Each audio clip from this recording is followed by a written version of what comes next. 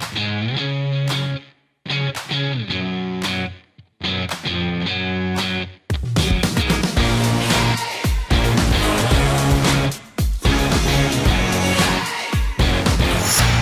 everybody, thanks for joining me today. It's Mark for another edition of In the News. That's all the news for independent paint and hardware retailers. Today is November 3rd, and it's earnings season. So this episode, I'm going to keep it short and focused on just the earnings for Sherwin-Williams, PPG, and then a little bit of Masco. That's the Behr brand for Home Depot. Sherwin-Williams reported earnings on October 25th. And the largest paint maker reported that sales were up 17% for the quarter to a record $6 billion. Net sales in stores opened more than 12 months increased by 20%. And earnings for the quarter increased 35% as compared to the third quarter in 2021. Chief Executive Officer John Morikis stated that our team delivered record net sales results for the third quarter. So let's dig a little deeper. Included in that 17% increase, the company reported was a 10.2% price increase. So inflation's still driving much of the company's increases. Additionally, the company was helped by favorable comparisons to the third quarter in 2021. Taking out for inflation, Sherwin-Williams sales in the third quarter of 22 were roughly comparable to the third quarter sales in 2020. So it's been since 2019 that Sherwin-Williams reported any real volume growth in the third quarter. So let's look at the actual divisions that make up the sales in Sherwin-Williams paint, starting with the Americas group. That's what the company calls TAG. That is Sherwin-Williams group of nearly 5,000 stores across North America. Sales at TAG were up 21% for the quarter, which the company stated was partially due to inflation, but volume growth was still responsible for a good amount of that increase. The announcement going on to state that store sales were up low double digits. And what makes up that low double-digit increase? Well, residential repaint, new residential, commercial, property maintenance, and DIY all increased low double digits, according to the company's guidance, which Sherwin-Williams makes it all sound good, but I'm not certain that I agree. All these numbers that Sherwin-Williams is reporting for this quarter are benefiting from favorable comparisons to a very soft 2021. When you compare those numbers to the 2020 results, all of them, it does not look that Sherwin-Williams in-store sales have grown much more than the rate of inflation over the last 3 years. Which even that the company tries to pass off as okay. But if you consider the growth which the independent channel has had during that time, with sales volume up at least 30% over these last 2 years, Sherwin-Williams is clearly not producing.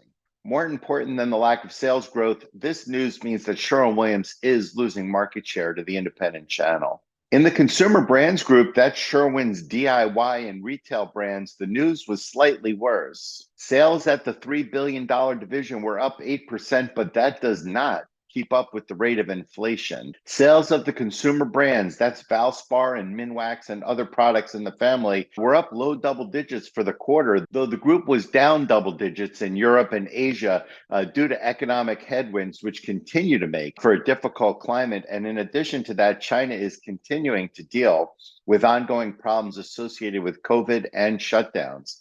Europe, of course, is facing problems of their own, mostly economic, associated with the war between Russia and Ukraine. In the performance group, that's auto refinishing, coil, general industrial, industrial wood, and the packaging division. They all saw increases at the rate of inflation or lower. In the wood division, the company recently announced the acquisition of Chimica Adriatica, which is an Italian designer, manufacturer, and distributor of industrial wood coatings used for kitchen cabinets, furniture, and decor, though none of those sales are reflected in this third quarter report. The acquisition was announced just late in October. Sherwin went on to share that their guidance for the fourth quarter and full year is expected to be more of the same, with sales forecasted to increase about the rate of inflation. And while the financial analysts on the call seem to buy into Morikis's obfuscation, we all know the truth. Sherwin-Williams has failed to grow their volume in 3 years,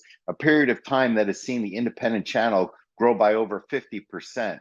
So as a comparison, you would have to say that Sherwin-Williams is performing very poorly. And while the champ is on the ropes, I don't think that they'll be going anywhere anytime soon. I would expect them to remain the world's largest paint manufacturer for years to come. though these financial results and weakness in their sales will likely affect the way the company comes to market. Speaking about raw materials, CEO John Maricka shared that while they have seen availabilities of raws normalize, though at a higher price, the company is still struggling to acquire enough alkyd resin to meet demand.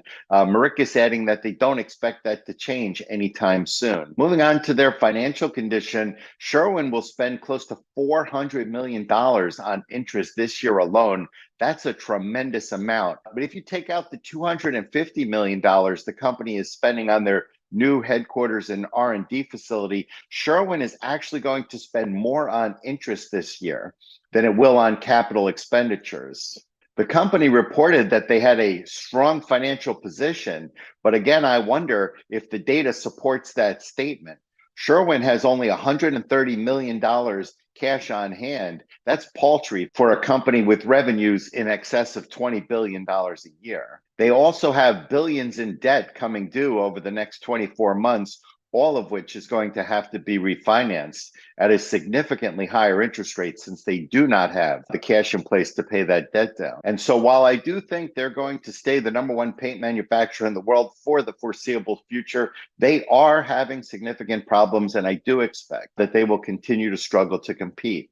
Moving on, earlier this week, PPG also reported earnings. The world's second largest paint maker reporting dismal results, with revenue up only 2% as compared to last year, despite a two-year stack of inflation, which approaches 20%. The company reporting that actual sales volume decreased 3%, with lagging sales in China and Europe dragging down results in North America. The company reported that a two-year stack of raw material increases was in excess of 40%, but that the increased selling prices in the third quarter offset the entirety of that increase. So PPG is pushing along all these increases directly to the consumer. When it comes to delivery, PPG claims that things have improved significantly, with raw materials, logistics, and labor availability all seeing continued or modest improvements for the third quarter of 2022. But despite their ability to fill orders, it's demand for their products, which continues to plague the manufacturer,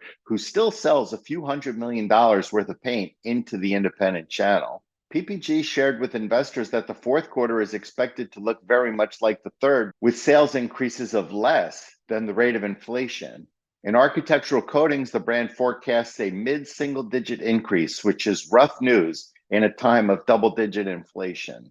Looking at their industrial business, which is the automotive OEM markets, industrial and packaging materials. Industrial is a significant component of the business that they sell to dealers in the independent channel. That volume was up slightly, and the company expects that trend to continue, sharing that the outlook for the division's fourth quarter organic sales to be up mid-single digits. So some good news for retailers of PPG industrial products there. One bright spot for PPG has been Comex. That's the company's network of nearly 5,000 paint stores in Mexico. Over the last 5 years, Comex has shown a compounded annual growth rate, that's a CAGR, of 12%.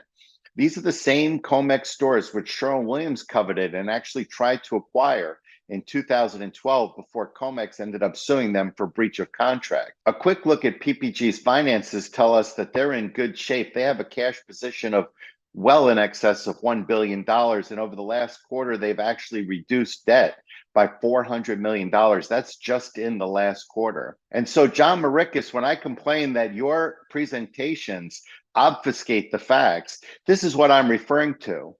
You shared that Sherwin-Williams was in a strong financial position. PPG has a total debt load nearly 50% smaller than that of Sherwin-Williams, despite the fact that Sherwin-Williams is significantly larger, probably $4 or $5 billion. Also, PPG, that's your closest competitor, has more than 10 times the amount of cash that you carry on your balance sheet. So when you say that Sherwin-Williams is in a strong financial condition, compared to what? And before I wrap up this episode, I wanted to mention briefly Masco. That's the owner of the Bear brand sold at Home Depot. They also reported earnings this week. I don't give Masco as much coverage because it's a little more complicated to create. They do own Delta Faucets and several other vendors that have been acquired in this sort of incestuous relationship that Home Depot has with Masco. But still, there is some relevance here, so I wanted to talk about it a little bit.